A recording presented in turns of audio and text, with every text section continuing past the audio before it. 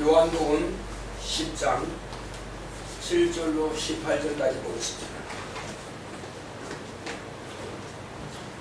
그러므로 예수께서 이를 다시 이르시되 내가 진실로 진실로 너희에게 말하노니 나는 양의 문이라. 나보다 먼저 온 자는 다 절도요 강도니 양들이 듣지 아니하였느니라. 내가 문이니 누구든지 나로 말미암아 들어가면 구원을 얻고 또는 들어가며 나오며 꼴을 얻으리라. 도적이 오는 것은 도둑질하고 죽이고 멸망시키려는 것뿐이요 내가 온 것은 양으로 생명을 얻게 하고 더 풍성히 얻게 하려는 것이라.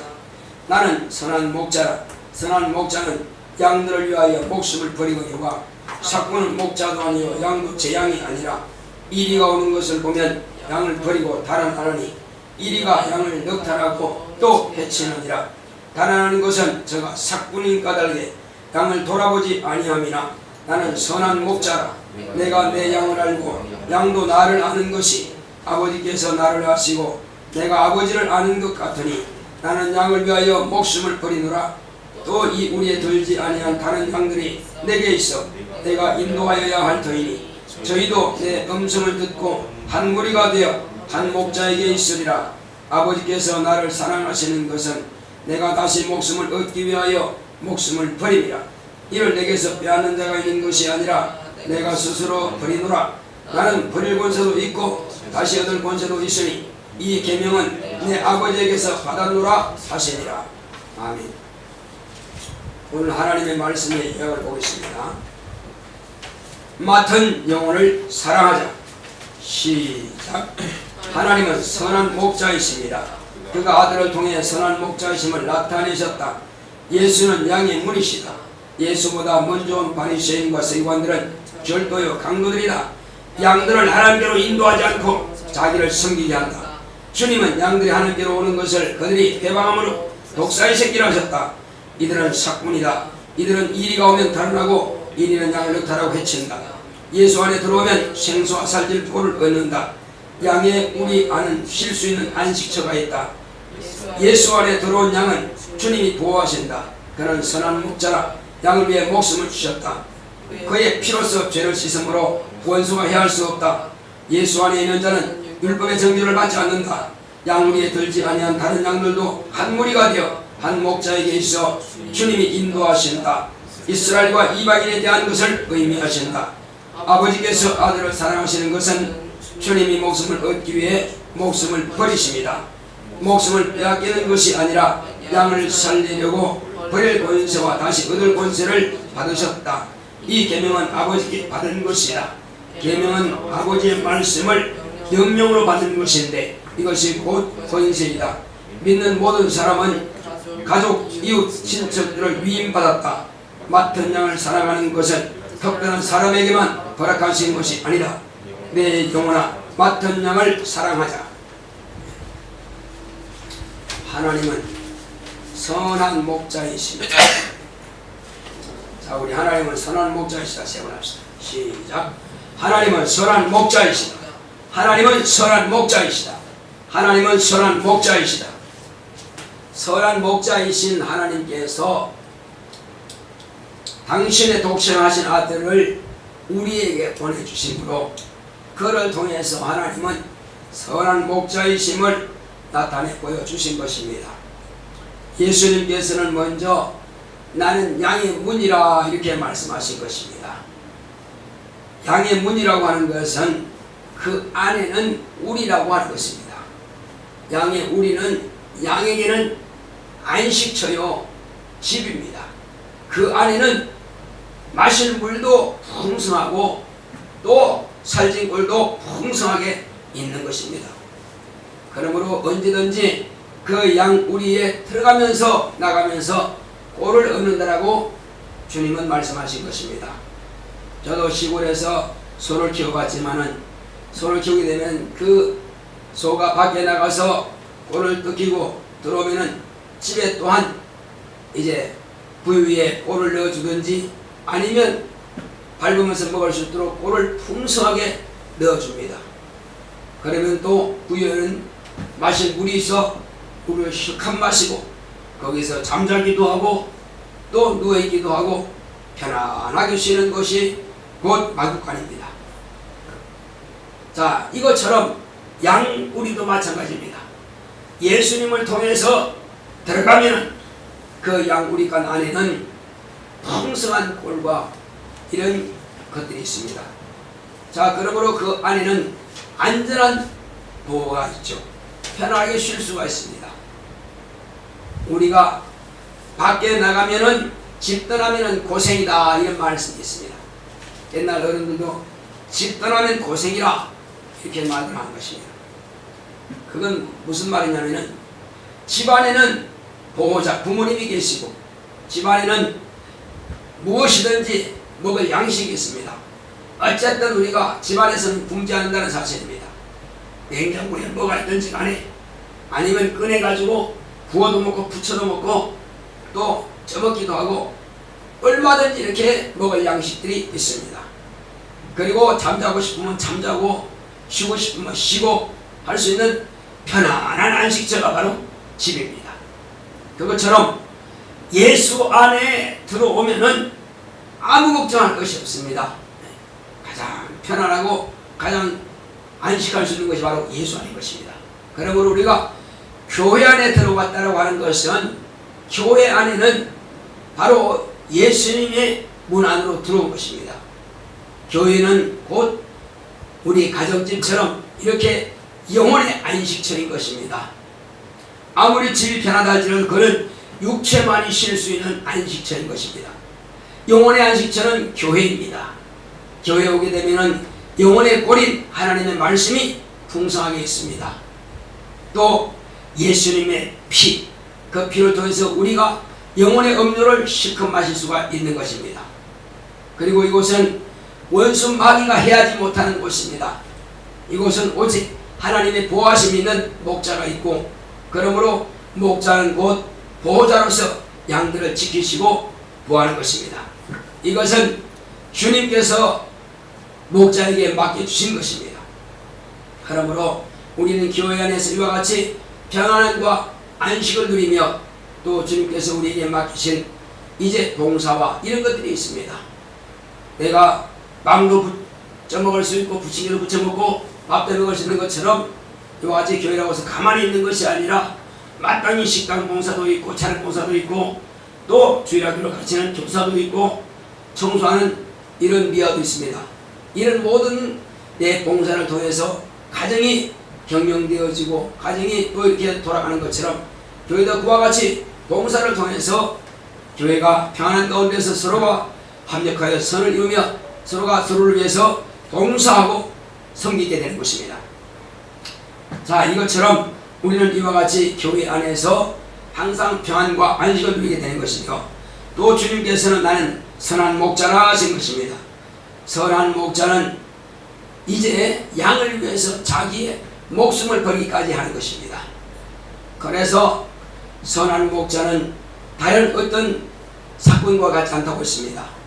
오히려 예수님보다 먼저 온 자는 강도여 절도라고 했습니다. 그게 무슨 말이냐면 예수님보다 앞서 온 자들이 있는데 바리새인들과 서기관들은 그들이 하나님을 말씀을 맡은 자라 해서 백성들을 가르치기도 하고 성경을 읽어주기도 합니다. 그런데 그들은 하나님께로 양을 인도하고자 하는 것이 아니라 그 양들로 하여금 자기를 섬기게 만든다는 것입니다. 그러므로 예수님께서는 그들을 독살새끼라고 막 꾸짖으신 것입니다. 하나님께로 인도해야 할 양을 자기를 위해서 자기에게로 이끌어내고 있으니 오히려 주님께서 오셨을 때에 하나님께서 세상에 오셔서 당신의 양을 불러내시는데도 오히려 그들은 그 양들을 주님께로 가지 못하게 막고 있는 것입니다. 그리고 주님께서는 이스라엘 백성들에게 하신 말씀이 내가 너희 자녀들을 암탉이 쥐새끼를 날개 아래 품으려 하는 것처럼 내가 네 자녀들을 품으려 한 적이 몇 번이냐. 그러나 너희가 원치 아니하였도다. 주님께서 이스라엘 그 백성들의 자녀들을 말씀을 가르치고 양육하려 하지만 그들은 원치 않았다는 것입니다. 그래서 그들을 꾸짖으시는 것입니다. 자, 그러므로 우리는 주의 말씀을 들어야 되는 것입니다. 내 모든 것을 이제 주님께 맡길 때인 것입니다. 내가 주님은 나의 목자라고 생각한다면 내 염려도 근심도 두려움도 내 건강도 내 모든 환경도 내가 가진 재물도 주님께 맡겨드려야 될 것입니다. 그러면 그분은 마음대로 재물을 늘려주실 것이며 내 몸을 주님께 맡기고 봉사한다면 건강도 그분은 책임져 주실 것이며 내 모든 염려와 근심도 주님께 기도함으로써 맡겨버린다면 그것도 주님께서 책임져 주실 것입니다. 어린아이가 엄마 등에 엎어서 걱정하지 않는 것처럼 도무지 우리는 걱정으로 염려할 필요 없다 이겁니다. 주님께 맡긴다면 주님께서 내가 하지 못하는 부분은 다 해주신다는 것입니다. 그러나 마땅히 내가 해야 될 부분은 모든 있는 힘을 다해서 그것을 감당해야만 될 것입니다. 이것이 바로 예수님은 나의 목자라고 하는 것입니다. 예수님은 선한 목자로서 마땅히 내가 무엇을 필요한 것인지 알고 계십니다. 그러므로 도무지 목자라고 하는 것은 주님께 맡길 때의 목자입니다. 예를 들면은 예수님은 우리의 영적인 보호자이십니다. 그런데 내가 지나가는 사람에게 대해서 간섭하지 않습니다. 어떤 지나가는 사람들이 술 먹고 싸움하고 지나간다면 나는 간섭하지 않습니다. 그냥 싸우는구나, 의견 다툼이 있겠구나, 뭐 그들이 주먹질 하든 말든 관심 없이 그냥 지나갑니다. 그러나 우리 가족이든지 우리 성도들이 어떤 문제가 있다면 무관심할 수가 없겠죠. 우리 자녀들이 어떤 문제가 학교에서 발생했다면 무관심하지 않겠죠. 그것처럼 우리 주님께 내가 맡겨드릴 때만이 주님께서 책임지시는 것이지 내가 맡기지 않는 문제에 대해서는 주님은 하등에 책임질 이유가 없는 것입니다. 왜냐하면 예수님께서 가나안 혼인잔치에 가셨을 때에 그는 손님으로 가신 것입니다.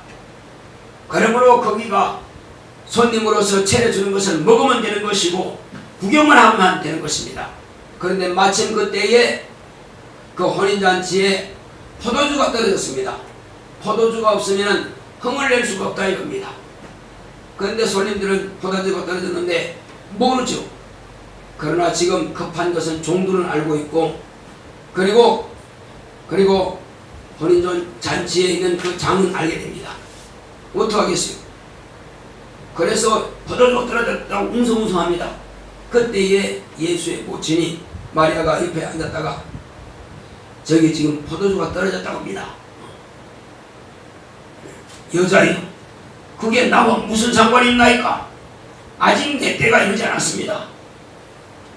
그는 손님으로 왔기 때문에 손님 대접 받으면 되는 거라 이겁니다. 주님이라 할지라도 주님께 보고하지 않고 주님을 도우미로 부탁하지 않는 이상은 도와줄 의무가 없는 것입니다. 그때 종들에게 마리아가 주께서 너희들에게 무슨 말씀을 하시든지 간에 그대로 하라 이렇게 말할 때 그들이 주님께 와서 부탁한 것입니다. 주여, 우리에게 포도주가 떨어지고 없나이다. 그때야 비로소 이제 주인으로서 주님은 이제는 보호자로서 그들이 필요한 것을 주시게 되는 것입니다. 왜? 지금은 주인으로 부탁한다 이겁니다. 그러므로 주인을 모실 때만이 주님은 책임지는 거죠. 그래서 항아리에 6개가 있는데 9가지 물을 채우라 명령하시니까 그들이 맹물을 갖다가 9가지 가득 채웠다 이거예요. 어떻게 됐죠? 그리고는 다 채웠습니다. 그러냐 이제 퍼다 줘라. 그래서 그 혼인장에게 갖다 퍼다 줬더니 신랑을 부르다가 아니 다른 사람들은 처음에는 맛있는 것을 내고 잔뜩 취하게 되면은 이제 별로 질이 떨어지는 것을 내는데 당신은 어떻게 이렇게 더 좋은 포도주를 내느냐 이렇게 말한다 이겁니다. 그런데 신랑은 모르죠. 그런데 누구만 알아요? 그 포도주를 퍼다준 종들은 안다 이겁니다. 어떻게 생겼는지. 그래서 예수님이 명령하신 대로 당신을 주인으로 삼을 때만이 그를 쓰시는 것입니다. 역사하시는 것입니다. 우리도 마찬가지예요. 이미 있고 하나님의 자녀가 되었다 할지라도 내가 기도하지 않는 문제에 대해서는 주님은 책임질 이유가 없다 이겁니다. 주여, 나 지혜가 필요한 줄 아시죠? 내가 안다. 그러나 네가 구하지 아니함으로 나는 줄 수가 없다. 주님은 불법자가 아니에요. 구하지 않는 것에 대해서 주신다면 그것은 불법이다 이겁니다. 반드시 주님은 합법적이어야 됩니다. 너희가 내 이름으로 무엇이든지 구하면 내가 시행하리라 말씀하신 것은 주님께서 말씀하신 그대로 내가 구한다면 주님은 합법적으로 나에게 책임지시고 지혜를 주시고 지식을 주시고 능력을 주시고 영감을 주시고 성령 충만케 하시고 내가 구하는 것마다 다 책임주신다 이겁니다. 또 주여, 나로 하여금 예배 때마다 졸리는데 졸지 않게 좀 구한다면 졸지 않도록 주님께서 책임지실 것입니다. 그러나 그것도 기도하지 않는다면 그냥 두신다는 것입니다. 그가 졸든지 말든지 기도하는 것에 대해서만 주님이 책임지시는 것입니다.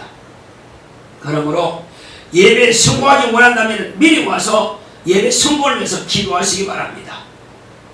원수가 졸도록 그렇게 방해하지 못하도록 여러분들이 쫓아내시기 바랍니다.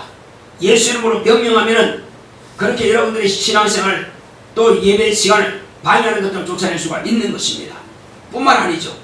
이것을 또 여러분들의 생활에서도 적용할 수 있습니다. 공부할 때 참 피곤하게 만들고 졸게 만들어요. 그것도 주여, 내가 이 공부를 통해서 하나님의 영광을 타는고자 하는데 공부하지 못하도록 졸게 만듭니다.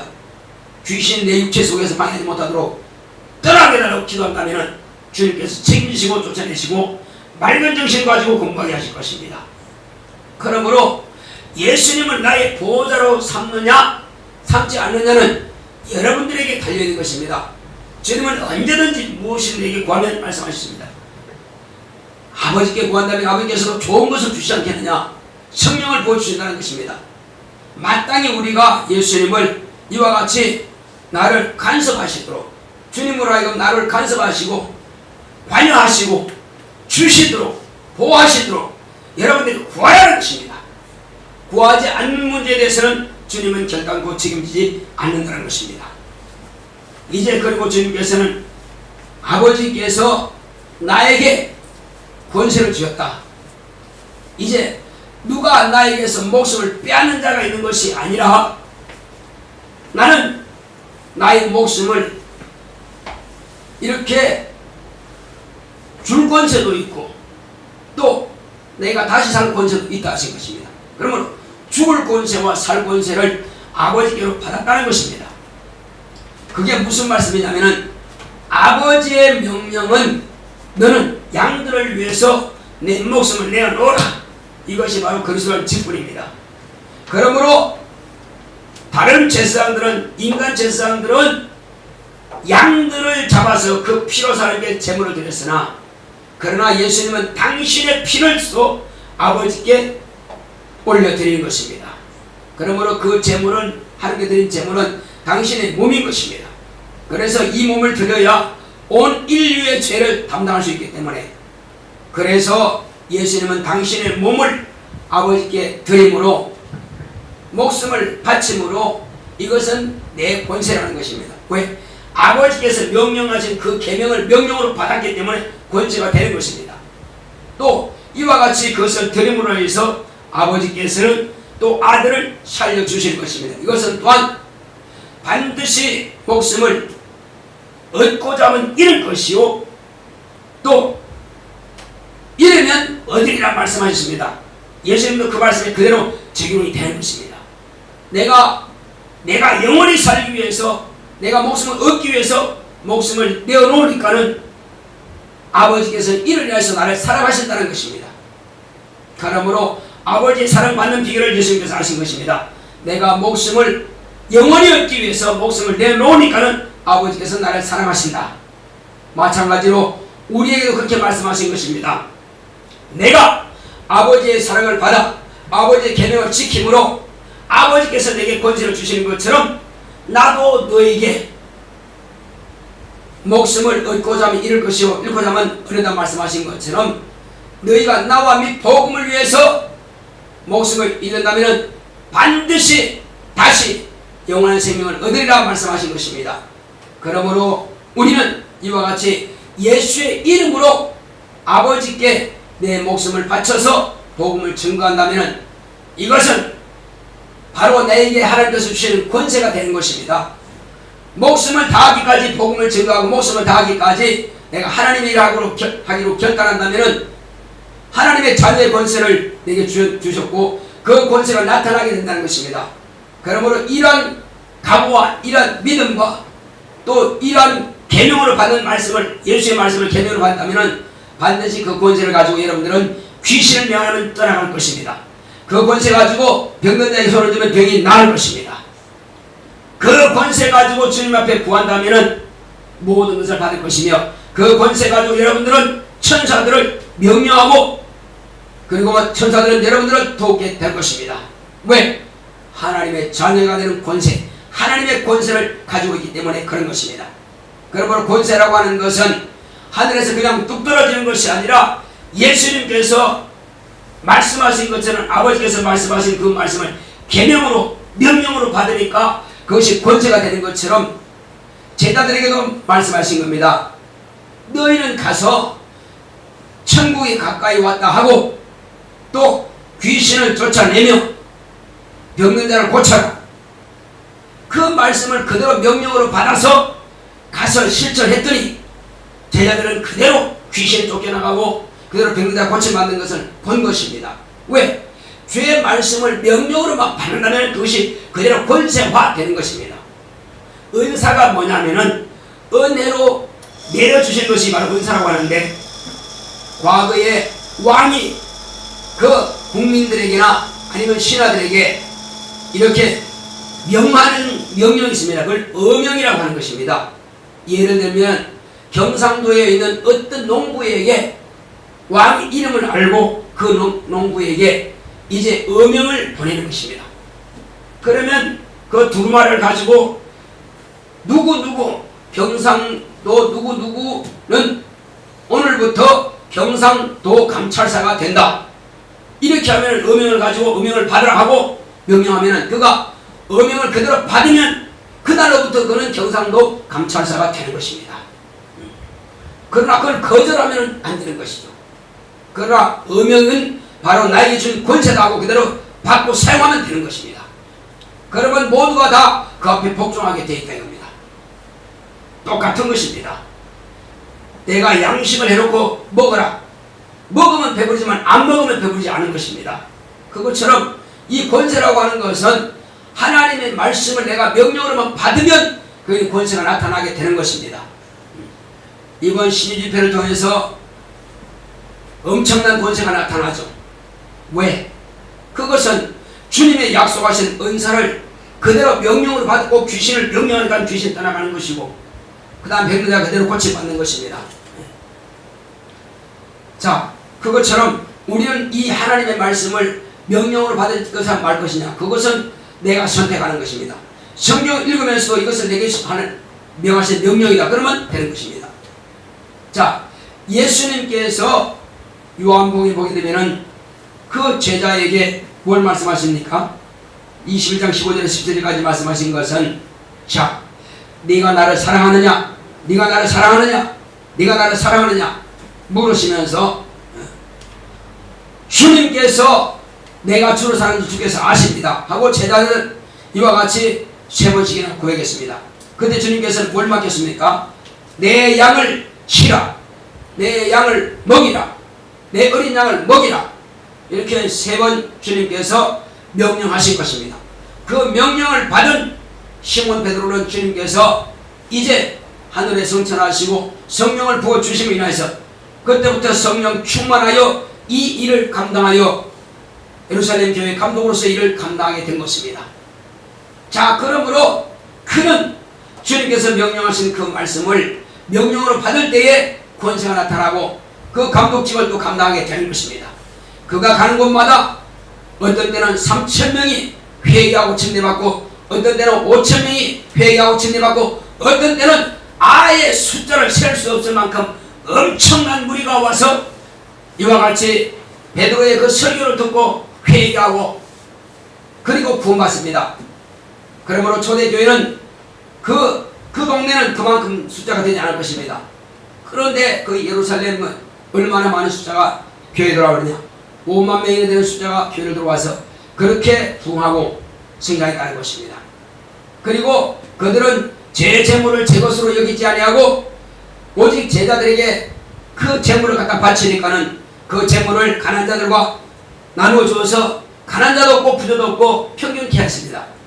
날마다 그 재물이 너무나 많이 들어오니까는 제자들이 이걸 감당할 수가 없어서 7 집사를 세워서 또 그들로 하여금 일하게 하는 것입니다. 자, 이처럼 주님께서 명령하시니까는 제자들은 그 일을 감당하는 것입니다. 그러므로 이 명령은 시몬 베드로에게만 하는 것이 아니라 12제자에게 동일하게 하신 말씀이고, 12제자에게 하신 말씀이 아니라 오늘날 목회자들에게 하신 말씀이고, 또 뿐만 아니죠. 이 말씀은 믿는 모든 자들에게 하시는 말씀인 것입니다. 왜 그러냐면 우리가 먼저 믿었다고 하는 것은 우리 주변에는 골육 지친들 뿐만 아니라 내가 함께하고 있는 우리 학교의 학우들, 그리고 내 이웃들, 내가 매일 만날 수 있는 그들에게도 그들을 하나님께서 나에게 맡기신 것입니다. 그러므로 그들에게 나는 복음 증거할 책임이 있는 것이고 의무가 있는 것이고 그들에게 말씀을 가르쳐야 할 의무가 있는 것입니다. 이것은 목자로서 우리가 마땅히 해야 될 책임인 것입니다. 어떤 사람은 교회 앞에 왔다 갔다 하지만 그 교회에 많은 성도들이 지나가지만 그에게 전도하지 아니함으로 교회에 들어오지 못하는 경우가 있다고 합니다. 그래서 결국은 그 교회에 들어오지 못하고 그가 죽었다 합시다. 귀신되어서 그 교회에 나를 좀 데려갔으면 좋겠다 하는 그 사람 속에 들어가서 방해한다는 것입니다. 왜? 전도하지 아니함으로 그가 귀신됐다 이겁니다. 그러므로 우리는 만나는 사람들에게 복음을 전해야 될 책임이 있고 의무가 있는 것입니다. 이것을 우리 주님께서는 말씀하신 것입니다. 우리에게 명령하신 명령인 것입니다. 온 천하에 다니며 모든 족속으로 어디서 어디까지? 지금 네가 살고 있는 그 예루살렘으로부터 시작해서 온 유대와 사마리아 그리고 딴 끝까지 이르러 내 복음을 전파하는 것입니다. 우리가 살고 있는 집, 우리가 활동하고 있는 학교, 우리가 활동하고 있는 학원, 우리가 활동하고 있는 이웃, 모든 사람들에게 이것을 우리가 마땅히 해야 될 책임인 것입니다.